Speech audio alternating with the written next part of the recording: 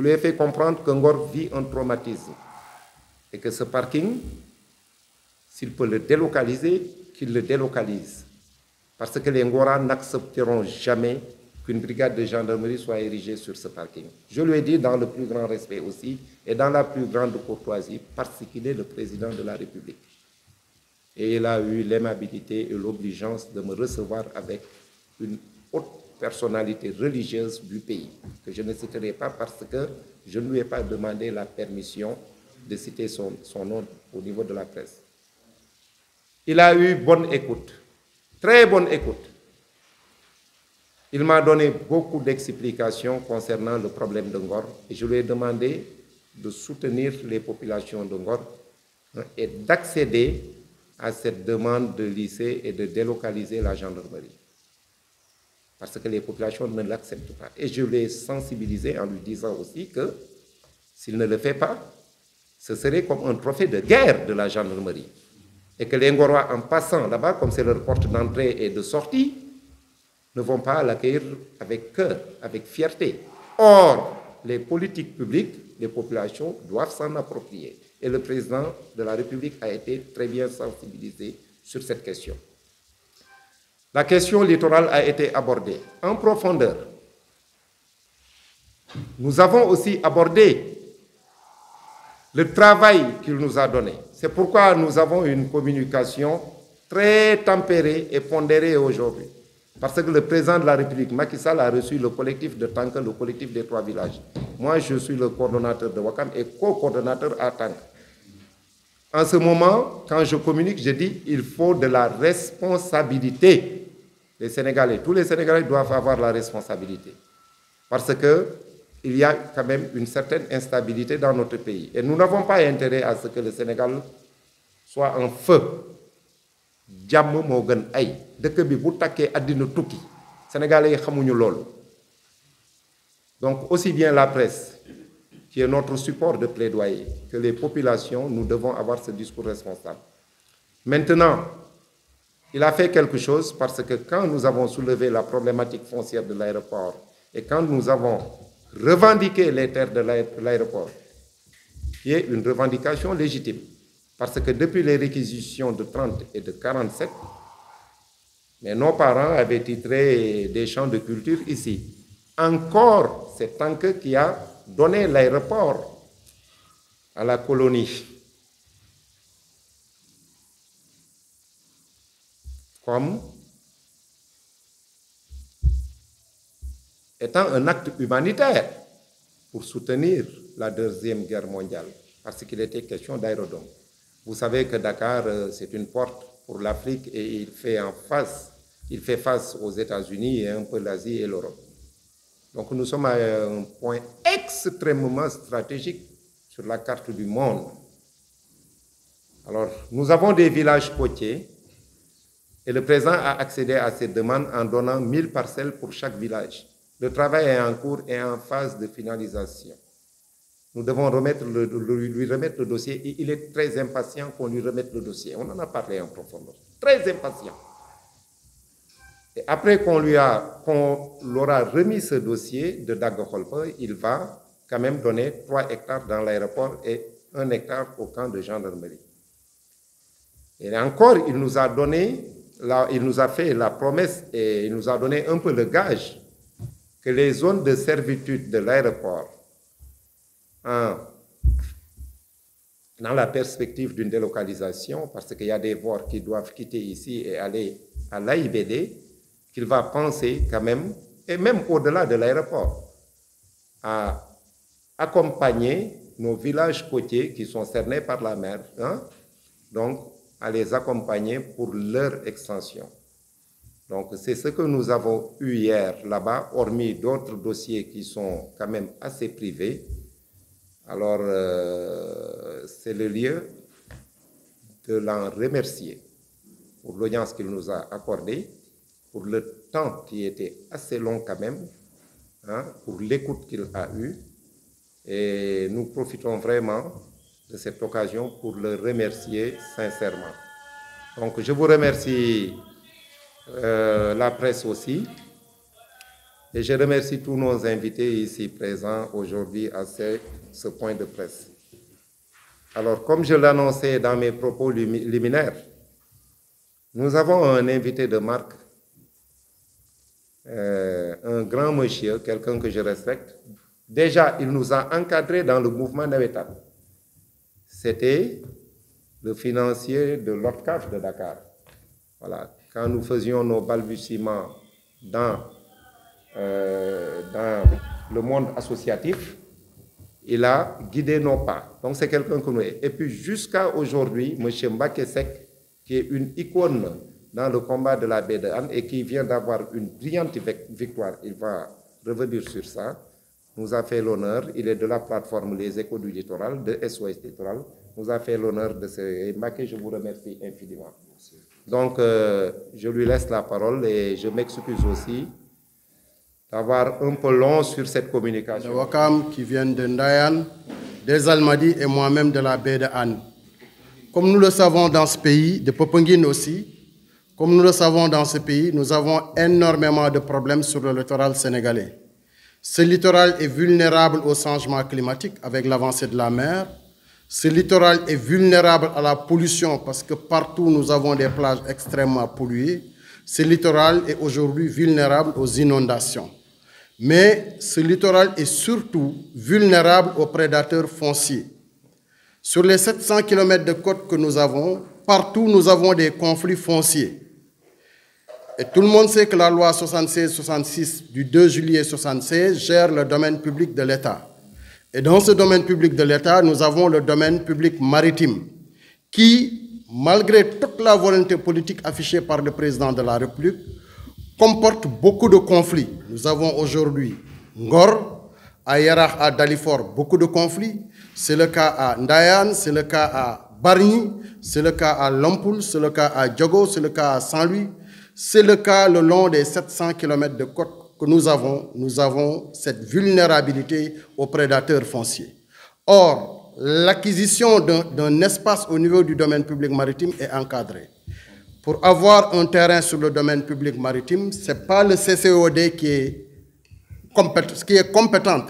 La commission de contrôle des opérations domaniales, qui est une commission au niveau du ministère des Finances, n'est pas seulement compétente sur le domaine public maritime. Pour avoir un terrain sur le domaine public maritime, il faut nécessairement l'avis de la commission compétente. C'est l'article 20 du Code du domaine de l'État qui dit clairement « Nul ne peut avoir une concession sur le domaine public maritime sans l'avis de la commission compétente, de l'autorité compétente. » Et dans ce cas d'espèce, l'autorité compétente, c'est d'abord le conseil départemental dans lequel est située la plage. Il faut une délibération du conseil départemental approuvée par le préfet du département pour avoir une concession sur le domaine public maritime.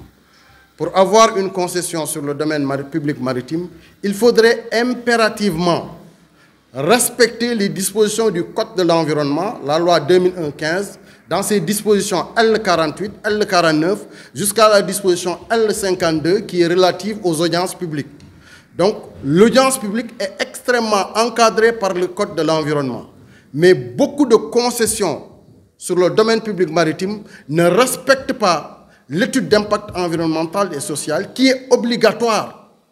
Non seulement c'est codifié par le Code, mais il y a le décret d'application du Code de l'environnement dans ses articles R38 jusqu'à R54 qui conçoivent l'étude d'impact environnemental et social. Nous avons un troisième aspect avant que vous n'ayez une concession sur le domaine public maritime. Nous avons l'ANAM, l'Agence nationale des affaires maritimes, qui est créée par le décret 2983 du 18 juin 2009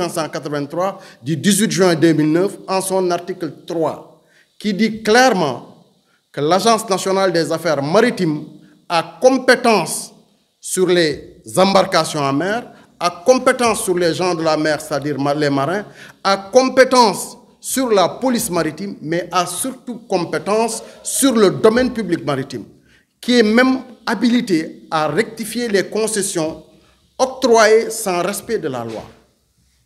C'est ce que nous vivons au niveau de Hann.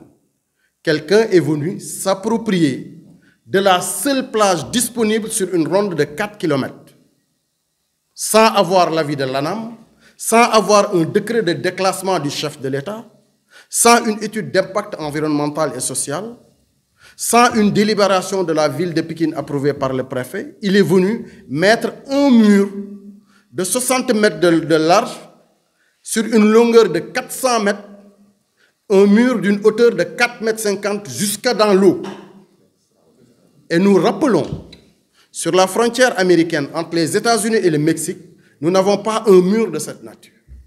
À Ceuta et Melilla, entre l'Espagne et le Maroc, nous n'avons pas un mur de cette nature. À Lomé, entre Aflao et la ville de Lomé, les pays du Togo et du Ghana, nous n'avons pas un mur de cette nature. À Sali, où nous avons une 50aine d'hôtels, nous n'avons pas un mur jusque dans l'eau pour empêcher toute traversée. Or, le Code de la marine marchande, dans son article 5, est très clair. Le domaine public maritime n'appartient à personne. Son usage est affecté à tous. Et l'article 6 parle de l'inéligibilité, de l'impressibilité et de l'insaisissabilité du domaine public maritime. Donc la loi est extrêmement claire pour protéger le domaine public maritime et nous ne comprenons pas que le chef de l'État, qui a voté en 2016 une modification référendaire sur plusieurs points pour protéger la nature, le point 25.1 qui nous dit que les ressources naturelles appartiennent au peuple. Si nous considérons le littoral comme appartenant au peuple, ça devrait être géré, comme le dit dans le texte, avec transparence et pour le bien-être des populations. On ne peut pas mettre la primauté sur les investissements économiques au détriment des pêcheurs, au détriment des populations, au détriment de ces sportifs et ces gens qui prennent la plage comme un élément pour leur propre santé. Et le 25.3 est très clair. Les citoyens que nous sommes ont la possibilité de défendre aujourd'hui leur environnement. Mais malheureusement, les dispositions de l'article 107 du Code de l'environnement empêchent le collectif des citoyens comme nous de porter plainte et de gagner. Donc c'est important que le président de la République, qui a pris des mesures de très haute portée dans la région de Dakar, il a créé la réserve naturelle urbaine du Technopole. C'est une mesure conservatoire pour cette zone humide. Il a parlé tout de suite de la convention de Ramsar. Il a créé par le décret 2020-1133 l'aire marine protégée de Gorée. Vous avez aussi parlé du parc national des îles de la Madeleine. Il y a quelques mesures conservatoires, mais cette mafia foncière que nous avons à Dakar et ailleurs font aujourd'hui que nos 700 km de côte sont de plus en plus privatisés. Nous ne souhaitons pas que les conflits que nous avons vécus à Kayar avec Mordom, que nous avons vécu avec Angor, que nous avons même vécu à Hann, parce que le terre a été perturbé, l'autoroute à péage a été perturbée, la route nationale a été perturbée, les pêcheurs ont même manifesté en mer. Nous avons détruit un mur que nous avons même construit. On ne peut pas laisser les populations sans réponse aux courriers et aux interpellations pacifiques qu'ils font à l'endroit des autorités. Vous écrivez au ministre de l'Environnement, dont le bureau se trouve à 2 km de la côte, de la plage sur laquelle un monsieur a déversé 57 camions de gravats. Il a déversé une centaine de camions de boue. Aujourd'hui, sur du sable fin blanc, comme cette table, nous avons des montagnes de boue, nous avons des montagnes de gravats et un mur qui entourait plus de 10 000 m² d'une plage qui est la seule fréquentable sur 4 km à la ronde. Voilà les problèmes que nous vivons au Sénégal. Si aujourd'hui on nous dit que la concertation, le dialogue sont permanents dans ce pays, il est important qu'il y ait une prévention sur les conflits du littoral. J'ai parlé de la vulnérabilité à la pollution. Le président de la République, sur la baie de Hann et d'Alifort, a mis pas moins de 200 milliards d'investissements lourds.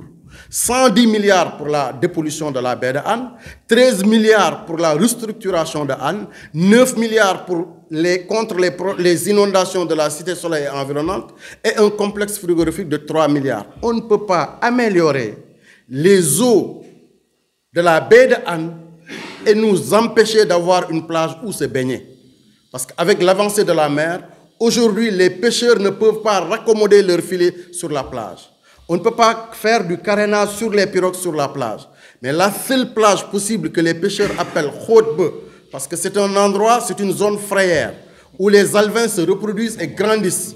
dans lequel qui est aujourd'hui protégé par la norme NS 0561, parce que quand un milieu est très vulnérable à la pollution, nous avons une norme sur le rejet des eaux qui date de 2001. Cette zone est protégée par cette norme parce qu'elle est très vulnérable.